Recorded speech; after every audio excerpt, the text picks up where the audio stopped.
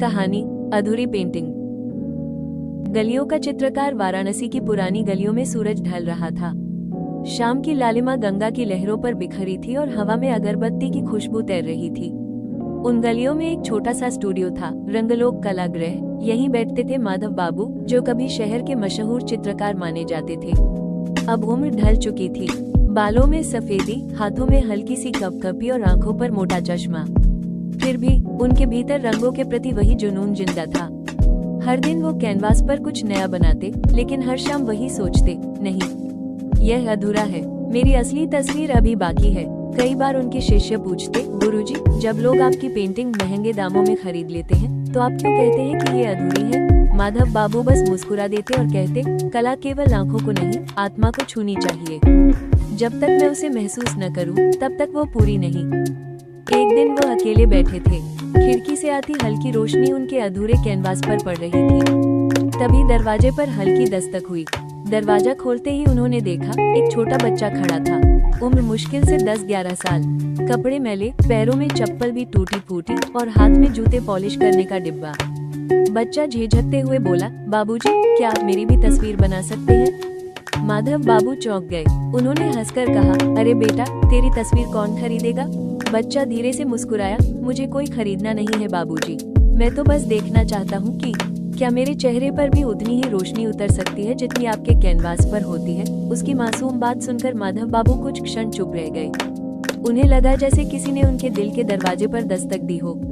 ठीक है बेटा, उन्होंने कहा, बैठ जा, आज मैं तुझसे ही अपनी अधूरी पेंटिंग पूरी करूंगा।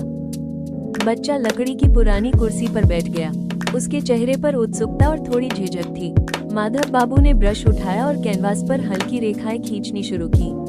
कुछ देर बाद उन्होंने पूछा, बेटा, तू इतना छोटा है, फिर भी काम क्यों करता है?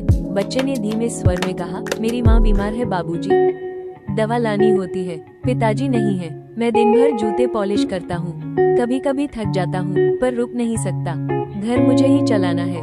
माधव बाबू का हाथ कांप गया। उन्होंने बच्चे की आंखों में देखा। थकान साफ झलक रही थी, लेकिन उसके भीतर कहीं एक अजीब चमक भी थी, उम्मीद की, जिजीविशा की। उन्होंने धीरे से कहा, तुझे लगता है तेरी जिंदगी बहुत कठिन है? बच्चा मुस्कुराया, हाँ, कठिन तो है, पर अगर मैं हार मान लूं तो माँ की दवा कौन लाएगा? इसलिए मैं सोचता हूँ, शायद मैं छोटा हूँ, लेकिन मेरा काम बड़ा है। पन्ना 4, अधूरी तस्वीर में जीवन। माधव बाबू ने जैसे ही ये सुना, उन्हें एहसास हुआ कि वो इतने वर्षों से अधूरी पेंटिंग क्यों बनाते आ रहे थे। क्योंकि वे जिंदगी को रंगों में तो उतारते थे, पर जिंदगी की असली सच्चाई, संघर्ष और उम्मीद उनसे छूट जाती थी। उन्होंने कैनवास पर बच्चे की आंखें बनाई, वो आंखें जिनमें थकान भी थी और चमक भी। होठों पर हल्की मुस्कान जो कठिनाइयों के बावजूद उम्मीद का प्रतीक थी। चेहरे पर गरीबी की लकीरें थी, लेकिन आत्मविश्वास की आभा भी। जब पेंटिंग बनकर तैयार हुई तो वो खुद दंग रह गए। बच्चा पेंटिंग देखता रहा, कुछ देर तक कुछ बोल ही न सका।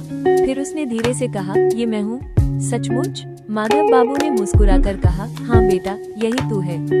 दुनिया तुझे गरीब कहेगी, पर मेरी नजर में तू सबसे अमीर है, क्योंकि तेरे पास उम्मीद है। बच्चे की आंखों में चमक आ गई। उसने पहली बार खुद को खास महसूस किया। उस दिन वो पॉलिश का डिब्बा उठाकर गया तो चेहरा पहले से कहीं ज्यादा रोशन था। उस रात माधव बाबू ने अपने स्टूडियो की खिड़की से बाहर देखा। गंगा की लहरों पर चांदनी पड़ रही थी। उन्होंने मन ही मन सोचा, आज मेरी अधूरी पेंटिंग पूरी हो गई, क्योंकि मैंने आज सीखा है, जिंदगी की असली सुंदरता उसके अधूरेपन में है। हम सब अधूरे हैं, और यही अधूरापन हमें इंसान बनाता है। उस दिन के बाद उनकी हर कृति में वही सच्चाई उतरने लगी। लोग कहते, माधव बाबू की पेंटिंग अब दिल को छू लेती है, लेकिन माधव बाबू जानते थे ये जादू उनके ब्रश में नहीं, बल्कि उस बच्चे की आंखों में था जिसने उन्हें जिंदगी की असली तस्वीर दिखा दी। खैर संदेश, ये कहानी हमें यही सिखाती है कि असली सुंदरता पूर्णता में नहीं, अधूरेपन में है। संघर्ष और उम्मीद ही जीवन का सबसे बड़ा रंग है। कभी कभी एक मासूम मुस्कान हमें वो सिखा जाती है जो किताबें और अनुभव नहीं सिखा सकते। अगर आपको यह वीडियो देखने में अच्छा लगे तो लाइक कीजिए और चैनल को सब्सक्राइब कीजिए, ताकि हम इसी तरह का वीडियो आप लोगों के लिए बनाते रहें। धन्यवाद।